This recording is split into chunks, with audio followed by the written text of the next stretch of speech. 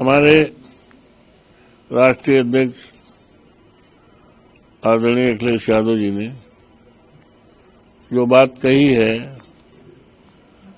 उस बात में तनी लगाने की गुंजाइश नहीं है और भारतीय जनता पार्टी की सरकार में पीडीए की कितनी उपेक्षा की गई है और पीडीए के साथ कितना न्याय किया गया है और उसका जीता जागता उदाहरण कहीं भी देखा जा सकता है। सरकारी नौकरियों में देखा जा सकता है और उनके जो पोस्टिंग हुई है उन पर देखा जा सकता है। और अगर जिले में पुलिस अधिकारियों की तैनाती माना जाए थानों में तो उससे देखा जा सकता है। तो हमारे राष्ट्रीय अध्यक्ष जी ने जो बात कही है वो अक्षरशः सही है और आज आवश्यकता है कि लोकतंत्र के पवित्र मंदिर में जो हमारा चुनाव आयोग है उसको संज्ञान लेना चाहिए। क्या लगता है कि इससे चुनाव प्रभावित हो सकता है? यूं तो मुझे उम्मीद है कि इस चुनाव में, मिल्कीपुर के उपचुनाव में जो भी अधिकारी और जो भी कर्मचारी तैनात हैं,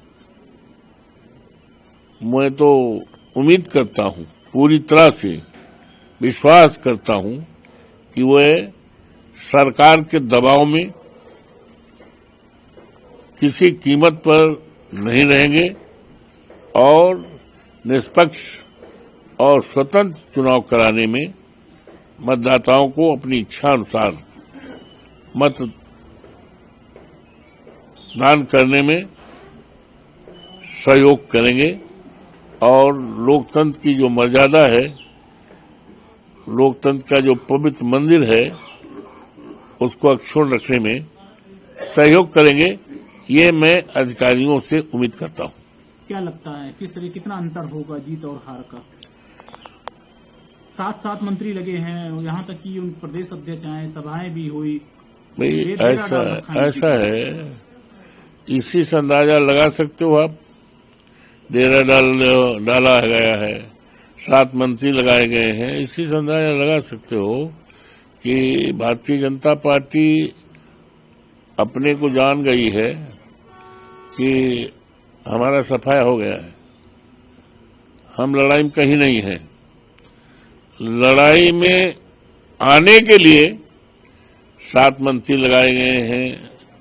उत्तर प्रदेश के बीजेपी के संगठन के अध्यक्ष जी आए थे, वो तो ठीक है, पार्टी को आने चाहिए, उसमें कुछ नहीं है, तो आना है, आना चाहिए भी ये, लेकिन आने का कोई अर्थ नहीं है, आने का कोई असर नहीं रहेगा, आने का कोई असर नहीं है, क्योंकि जो आए हैं, मंत्री आए हैं, उनका कोई एक वोट तो यहाँ है नहीं। और ज्यादातर मंत्री जो ऐसे आए हैं कि विधानसभा का चुनाव, ये अपने विधानसभा के चुनाव में हारे हैं। जो अभी लोकसभा का चुनाव हुआ है 24 में, जिसका नतीजा भी 4 जून को आया है, ज्यादातर जो मिनिस्टर आए हैं अपने चुनाव में, विधानसभाओं में बुरी तरह से हारे हैं। सबका नाम लेना मैं उचित नहीं समझता हूं, जनता जान रही है। ज्यादा दूर आप न जाएं। हमारे पार्लियामेंट्री सीट में, जो पार्लियामेंट्री सीट 54 फैजाबाद है, मर्यादा पुरुषोत्तम राम की धरती जिला अयोध्या का है, वो दरियाबाद है। दरियाबाद हमारे लोकसभा क्षेत्र में है। सुनते हैं वहां के एक राज्य मंत्री हैं, नाम लेना उचित नहीं समझता हूं, दमखम से लगे हैं, पूरी दमखम से, और वहां भी दमखम में लगे थे, दरियाबाद में भी, लेकिन 10-12 हजार वोट से हारे। तो जब कारतूस होती है, दग जाती है, तो उसका कोई इस्तेमाल नहीं होता। तो ठीक है, पार्टी का उनके हुक्म रहा है, पार्टी की हुक्मदारी कर रहे हैं, लेकिन उनके आने जाने का कोई मतलब नहीं। महाकुंभ चल रहा है, लाखों श्रद्धालु हर रोज कुंभ में स्नान कर रहे हैं। सपा महाकुंभ को लेकर के सवाल खड़े कर रही है। सपा का कहना है कि महाकुंभ का पानी गंदा, इसलिए सपा राष्ट्रीय अध्यक्ष अखिलेश यादव हरिद्वार में स्नान करने गए थे। देखिए, महाकुंभ को मैं प्रणाम करता हूं और महाकुंभ में आने वाले श्रद्धालुओं को प्रणाम करता हूं और मां गंगा के जल को अमृत मान करके उसको प्रणाम करता हूं। और जो भी श्रद्धालु आए हैं, हमारी सरकार से मांग है कि उनके जो महाकुंभ में आए हैं उनको किसी प्रकार की तकलीफ नहीं होनी चाहिए, उनका दर्शन ठीक होना चाहिए। और ये महाकुंभ कोई नया तो है नहीं, हमारी भी सरकार थी, माने नेताजी यार दुनिया में नहीं है, 3 बार मुख्यमंत्री थे। आदरणीय अखिलेश जी जो हमारे राष्ट्रीय अध्यक्ष हैं, ये मुख्यमंत्री थे। 4 बार हमारी प्रदेश में सरकार थी और इस सरकारों के रहते और चलते महाकुंभ का आयोजन हुआ था। बहुत अच्छा इंतजाम था, बड़ा सराहनीय इंतजाम था, बल्कि इसकी सराहना, इसकी चर्चा, इसकी प्रशंसा, इसका अप्रिसिएशन पूरे देश में ही नहीं दुनिया के लोगों ने सराहा था। तो ये परंपरा थी, तो इसलिए महाकुंभ के बारे में इस तरह की अनर्गल बात नहीं करनी चाहिए, उसका प्रणाम करना चाहिए। और सारे जितने श्रद्धालु आए हैं, श्रद्धालु जो आए हैं उनको मैं नमन करता हूं, प्रणाम करता हूं। और हमारे नेता आदरणीय अखिलेश यादव जी का लगाव ही नहीं, बड़ा अच्छा इंतजाम था और वो भी महाकुंभ में जाएंगे, दर्शन करने, स्नान करने जाएंगे। बहुत अच्छी आस्था है हम लोगों, हम समाजवादियों की। Thank you. आखिरी सवाल ये है कि मिल्कीपुर में जिसको टिकट नहीं मिला, जो इससे पहले पूर्व विधायक थे, गोरखनाथ हैं, तमाम ऐसे कार्यकर्ता भी हैं, उनको मनाने के लिए मंत्री उतरे, बल्कि एक टिकट ना मिलने से हार्ट अटैक का मतलब दौरा पड़ा, वो एडमिट भी हैं। क्या नाम? राधेश्याम त्यागी।